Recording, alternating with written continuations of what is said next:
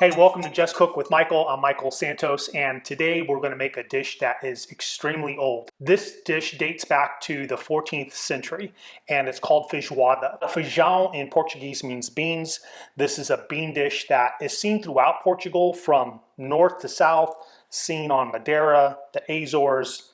Everybody has different versions of their feijoada. This is also a dish that was exported to many countries. Brazil, notably, it's considered their national dish over there. It's almost always made with black beans, but you also could find it in Mozambique, Macau, Goa. So it's got a world presence. There are many variations depending on where this dish is made. The choice of beans, some of the ingredients that go inside of the dish. The original recipe is thought to have started in the northern region of Portugal in an area called Trás os Montes, which means behind the mountains. And it's just a beautiful area of Portugal, extremely green rolling hills.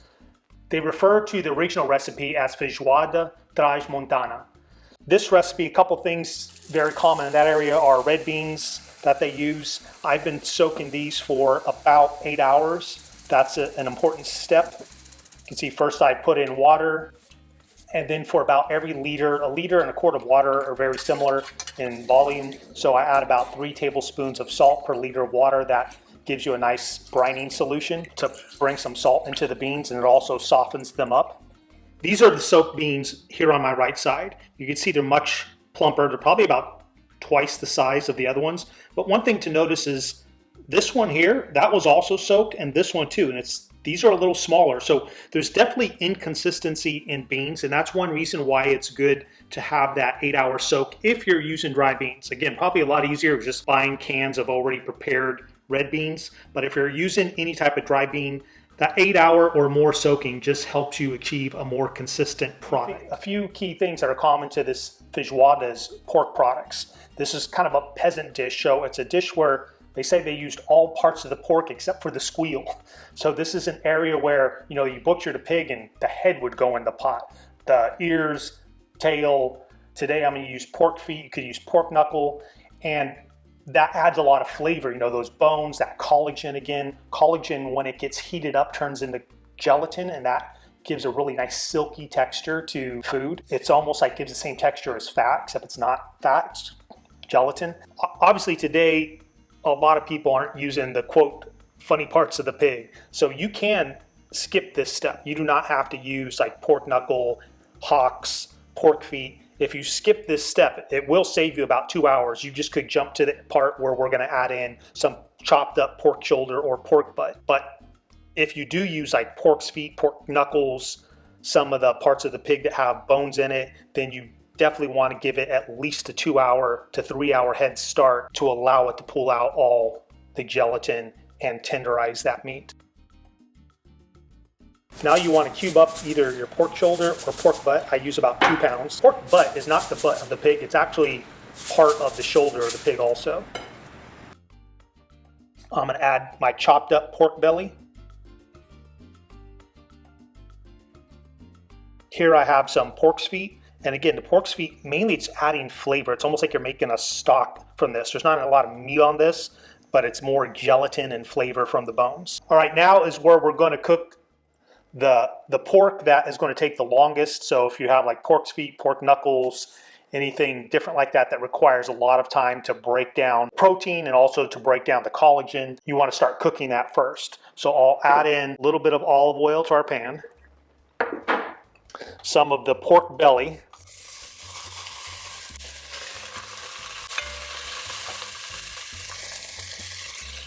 onions, put a little black pepper.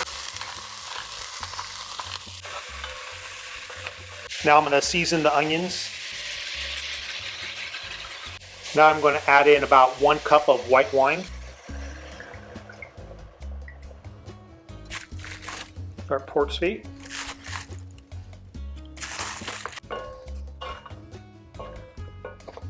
Now I'm going to add in 1 cup of water, and you could simmer this either on a stovetop or you could put it in a 350-degree oven.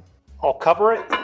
I'm going to give the pork's feet about a 2-hour head start over the pork shoulder or pork butt, and that is because I know it takes about that long to start breaking down the collagen. So, all right, my pork's feet and the pork belly and the onions have been simmering for about 2.5 hours. You can see if I pull this out, you see how this is breaking apart? Here's like a bone that I could pull like off of the foot. So it's definitely getting really tender. You can pull the feet out of the dish now if you don't want to deal with the small bones and you just use the stock that is left behind. Or you just could keep on adding the ingredients just at the top of this. The feet will break apart and there are small bones in there that are a little harder to eat around. So I added my pork shoulder, chopped up pork shoulder, pork butt in here, and I'll let this simmer for an additional about hour before I add anything to it. Okay, Feijoada Transmontana always has cabbage in it, so we'll chop up some cabbage. I'm gonna add some carrots. Again, this isn't an exact science, you know. I'm gonna put the recipe down, but if you have a couple extra carrots, put them in there.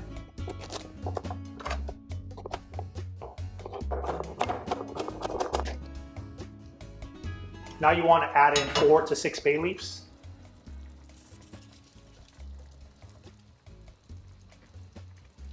You want to add in 1 tablespoon of ground paprika.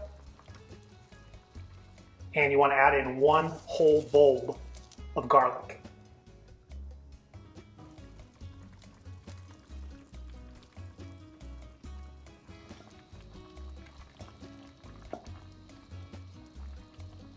All right, it's been about an hour since I put in the pork shoulder. Now I'm gonna add in the rest of the ingredients, carrots, cabbage, and the beans. So I'm assuming it's gonna be about another hour of cook time for the beans to be cooked. It could vary, just taste, you know, after about 45 minutes to an hour, taste your beans. If they feel done enough to you, the dish is ready to go. Such good pork aroma.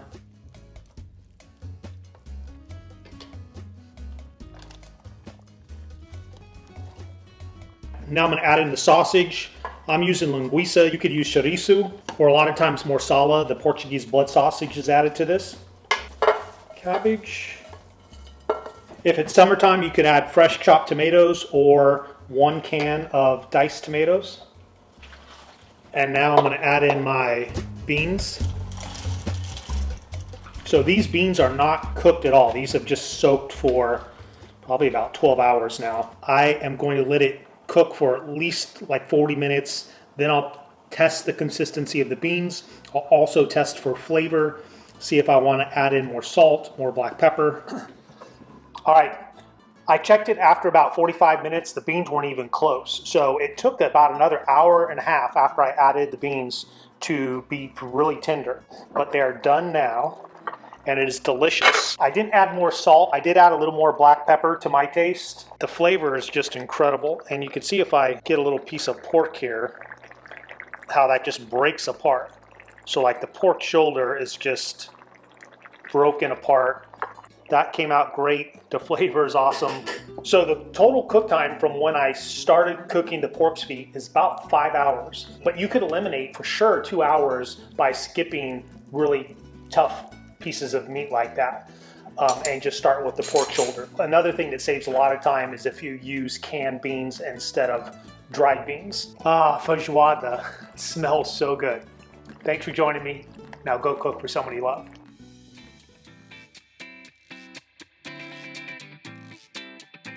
Don't forget to check out the website justcookwithmichael.com.